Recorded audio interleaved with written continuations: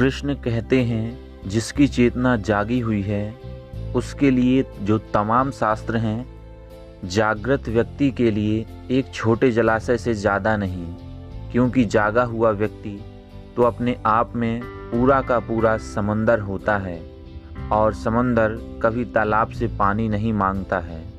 सो अर्जुन, तू शास्त्रों की बात मत कर, तू मेरी बात सुन। जो भी दृश्यमान व प्रकट है वह निरंतर अपने अंत की ओर बढ़ता जा रहा है। जो अदृश्य है जैसे स्पेस, समय और एहसास, इस बीच स्पेस में प्रकट है, समय में अंत है और एहसास में लीन है। जीवन का बहुत ही सरल सूत्र है, सुनो, समझो और करो। यदि आप किसी को परतंत्र कर रहे हैं या उसकी आज़ादी छीन रहे हैं तो आप प्रकृति के विरुद्ध हैं, क्योंकि प्रकृति ने हमें जीवन को अपने ढंग से जीने की पूर्ण स्वतंत्रता दी है। इससे आगे मत जाओ और इससे पीछे भी मत रहो। यदि आप दुखी हैं तो उससे बड़ा पाप नहीं है, यदि आप प्रसन्न हैं तो उससे बड़ी पुण्यात्मा और नहीं है। यदि हम भी भीतर से मन का सत्य नहीं जानते तो हम दुखी हैं, यही जड़ है। हाँ, अपने अंदर बैठे कृष्ण को जो अच्छा दे रहे हैं वह पुण्य है, और यदि हम उसको चिंता दे रहे हैं, दुख दे रहे हैं, परेशानी दे रहे हैं तो वह पाप है। जय श्री कृष्ण कहते हैं, मेरा दुश्मन नहीं है, सर्व का दुश्मन मेरा दुश्मन है। न्यूटन्स का तीसरा नियम, प्रत्येक क्रिया की सदैव बराबर एवं विपरीत दिशा में प्रतिक्रिया होती है। जय श्री कृष्ण ने गीता में कहा है, तेरा कर्मों पर अधिकार है, उनके फलों में कभी नहीं। हम एक बार में एक ही जगह रह सकते हैं, एक बार में एक ही काम कर सकते हैं, और हमें एक समय में एक ही बार बुद्धि का प्रयोग भी करना चाहिए। जैसे एक ब्लेड पेड़ को नहीं काट सकती, वह सिर्फ शेविंग के काम की है, वैसे ही एक कुल्हाड़ी शेविंग के बालों को नहीं बना सकती, वह केवल पेड़ काटने के लिए होती है। दोनों के गुण एक ही हैं। इसी तरह हमारे अंदर भी कोई ना कोई टैलेंट होता है, बस उसे खोजने की ज़रूरत है। वह जिस चीज़ में फिट बैठ जाए फिर कमाल हो जाता है, आपकी दुनिया बदल जाती है। जितने आप सुख में हो उतने ही आप दुख में भी हो। जहाँ जय है वहाँ पराजय भी है, जिससे लाभ है उससे हानि भी है। यह सब ही एक ही सिक्के के दो पहलू हैं। जैसे जहाँ भय है वहाँ लोभ है, जहाँ लोभ है वहाँ भय है। यह एक ही सिक्के के दो पहलू हैं। जहाँ स्पेस है वहाँ टाइम है, और इन सब से ऊपर आत्मा यानी एहसास है। जहाँ सुख और जहाँ दुख, उन सब से ऊपर आनंद यानी रास है। एक कण न मिटाया जा सकता है और न बनाया जा सकता है, सिर्फ चीजों का रूपांतरण हो रहा है एक वस्तु से दूसरी वस्तु में।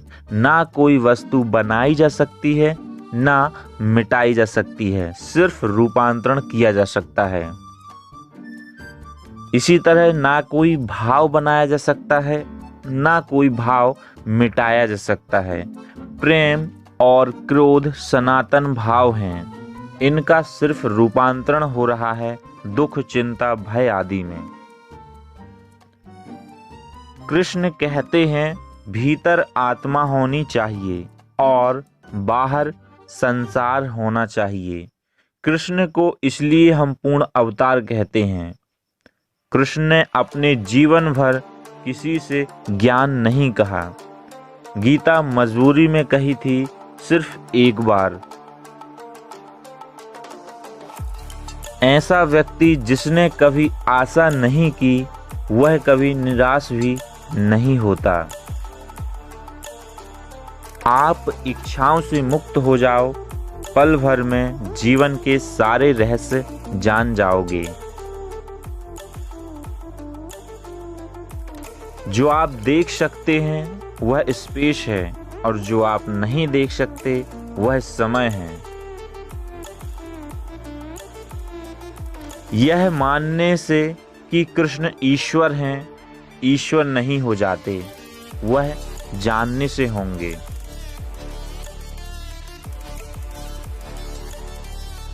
भय नहीं है तो लोभ नहीं है, लोभ नहीं है तो धर्म को जगह नहीं है। धर्म आपको क्यों चाहिए?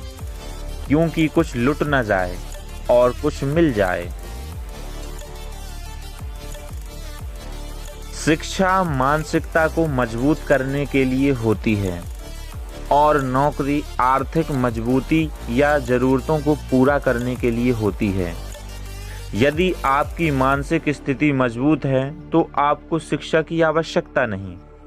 यदि आपके पास पर्याप्त धन है तो आपको नौकरी की आवश्यकता नहीं है।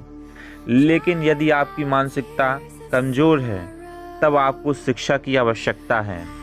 और यदि आपके पास पर्याप्त धन नहीं तब भी आपको नौकरी की जरूरत है।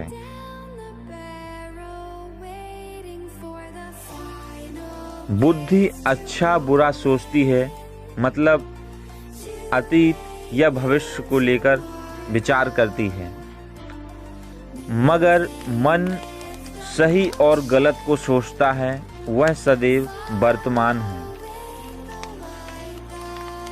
मनुष्य के ऊपर उठने का एक ही साधन है, वह बुद्धि को कमजोर कर दे और मन को मजबूत करे। बुद्धि की खुराक अनुभव है, मगर मन स्वयं ऊर्जा है, स्वयं ज्ञानी है, उसे किसी बाहरी ज्ञान की आवश्यकता नहीं। बुद्धि सोचती है, विचार करती है, मन भाव का जगत है। भाव शक्तिशाली है, भाव आपको चलाते हैं, विचार नहीं।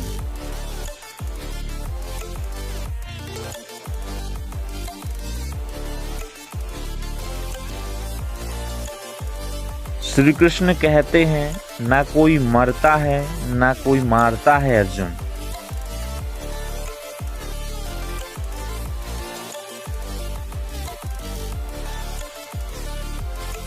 बुद्धि दूसरों से प्रभावित होती है और दूसरों को प्रभावित करती है, मगर मन अपने आप में स्वयं बादशाह है। उसको किसी में कोई इंटरेस्ट नहीं है, वह स्वयं में मस्त रहता है।